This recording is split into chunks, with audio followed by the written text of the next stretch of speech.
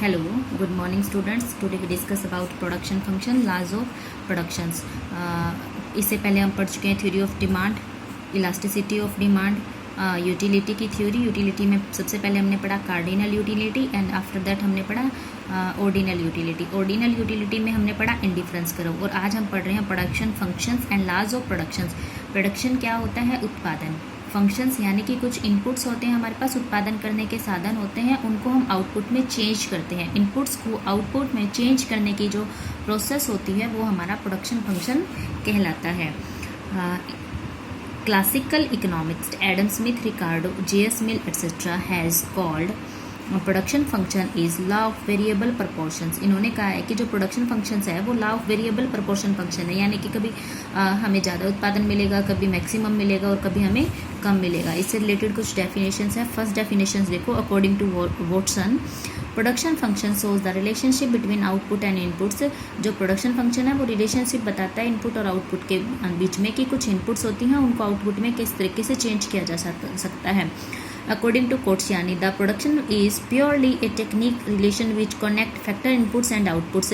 कि जो हमारे उत्पादन करने के साधन हैं, फैक्टर्स हैं, लैंड, लेबर, कैपिटल, इंट्राप्रेन्योर, वो किस तरीके से उत्पादन करते हैं. अब आगे हम इसका मीनिंग पढ़ते हैं. देखिए, in economics 2 time period. Economics में 2 टाइम पीरियड होता है, एक शॉर्ट टर्म और एक लॉन्ग टर्म.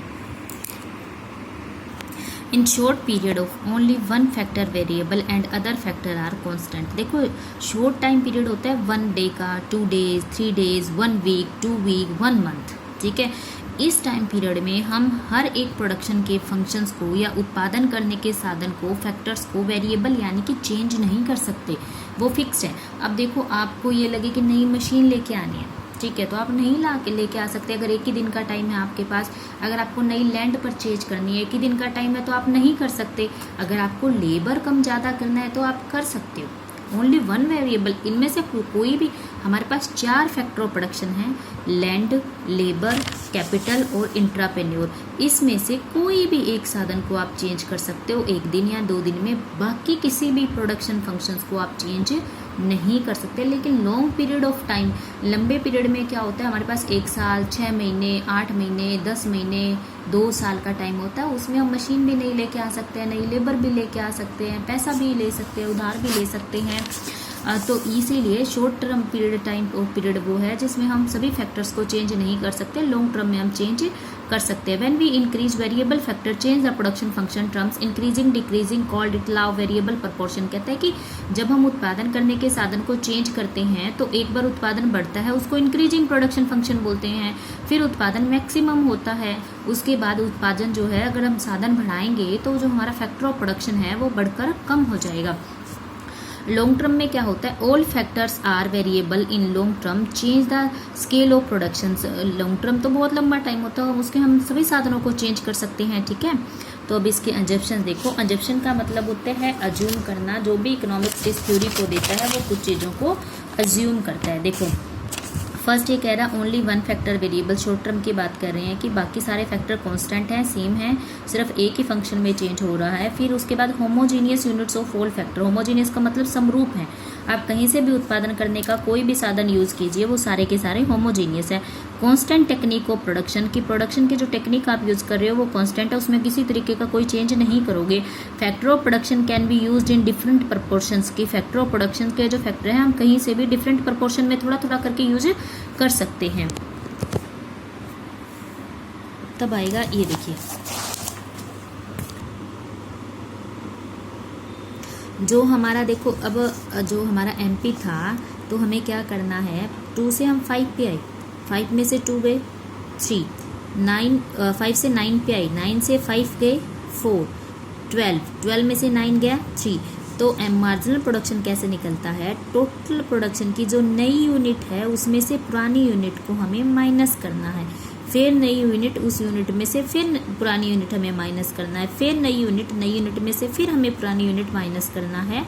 तो मार्जिनल प्रोडक्शन का फार्मूला है टोटल प्रोडक्शन नया, उसमें से माइनस करना है टोटल प्रोडक्शन पुराना. ठीक है। उसके बाद हम एवरेज प्रोडक्शन निकालते हैं। एवरेज प्रोडक्शन कैसे निकलता है, देखो जो टोटल प्रोडक्शन है उसको डिवाइड करना है उसकी क्वांटिटी से। ये देखो ये इसका फॉर्मूला है, ध्यान से देखो, टोटल प्रोडक्शन को डिवाइड करना है उसकी क्वांटिटी से।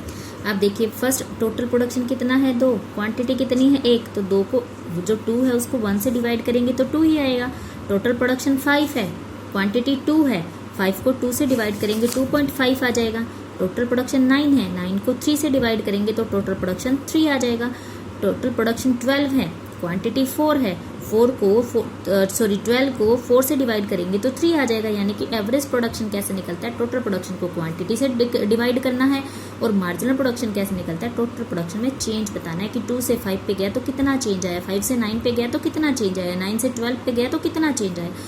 जो मार्जिनल प्रोडक्शन है वो चेंज को शो करता है कि एक एक्स्ट्रा यूनिट को, एडिशनल यूनिट को ऐड करने से या सब्सट्रैक्ट करने से टोटल प्रोडक्शन में जो चेंज आता है वो शो करता है marginal productions. Average production shows करता है ऑन एन एवरेज, मतलब हर एक फैक्टर की एवरेज निकालता है कि ये फैक्टर टोटल प्रोडक्शन में इसका इतना शेयर है या इतना हिस्सा है। ये फर्स्ट स्टेज होती है जहाँ पर टोटल प्रोडक्शन, तीनों ही प्रोडक्शन मैक्सिमम होते हैं। उसके बाद सेकंड स्टेज वहाँ होती है जो एवरेज प्रोडक्शन, मार्जिनल प्रोडक्शन 0 होता है। और थर्ड स्टेज वो होती है जहाँ मार्जिनल प्रोडक्शन नेगेटिव होता है। आप इसको ऐसे भी याद कर सकते हो, फर्स्ट स्टेज वो होगी जहाँ पे मार्जिनल प्रोडक्शन मैक्सिमम होगा, सेकंड स्टेज वो होगी जहाँ मार्जिनल प्रोडक्शन 0 होगा, और थर्ड स्टेज वो होगी जहाँ मार्जिनल प्रोडक्शन नेगेटिव होगा। ये देखिए ये है OX, इस पे हम टोटल प्रोडक्शन लेते हैं। देखो टोटल प्रोडक्शन बढ़ रहा है, मैक्सिमम हो गया, फिर गिर रहा है। हमारी जो फर्स्ट स्टेज है उसमें क्या होता है, टोटल प्रोडक्शन, फर्स्ट स्टेज में क्या होता है, टोटल प्रोडक्शन बढ़ता है, फिर मैक्सिमम होता है, उसके बाद वो डिक्रीज होता है। अब देखिए नीचे है हमारा मार्जिनल प्रोडक्शन, उसके बाद नीचे है ये देखो, ये हमारा मार्जिनल प्रोडक्शन है। सबसे पहले ये बढ़ेगा, फर्स्ट स्टेज तक बढ़ता है, हमने ये पढ़ा था ना, मार्जिनल प्रोडक्शन फर्स्ट स्टेज तक बढ़ रहा है। उसके बाद वो धीरे धीरे धीरे धीरे डिक्रीज होगा। ये देखो मार्जिनल प्रोडक्शन धीरे धीरे डिक्रीज होगा। सेकंड स्टेज वहाँ आई जहाँ मार्जिनल प्रोडक्शन 0 होगा। मैंने आपको पहले भी बताया है, अगर कोई भी लाइन O एक्सिस या Y एक्सिस को टच करती है तो वो 0 है। इसके बाद ये नीचे जा रहा है तो ये क्या हो गया, नेगेटिव। ठीक है, एवरेज प्रोडक्शन है वो हमारा, वो देखो पहले बढ़ेगा, फिर वो मार्जिनल प्रोडक्शन से ऊपर चलेगा, लेकिन वो कभी ऐसे गिरता गिरता गिरता गिरता आगे तक भी आ सकता है, लेकिन ये कभी भी इस लाइन को टच नहीं करेगा। एवरेज प्रोडक्शन कभी भी 0 नहीं हो सकता। ये आपका डायग्राम है टोटल प्रोडक्शन, मार्जिनल प्रोडक्शन। देखो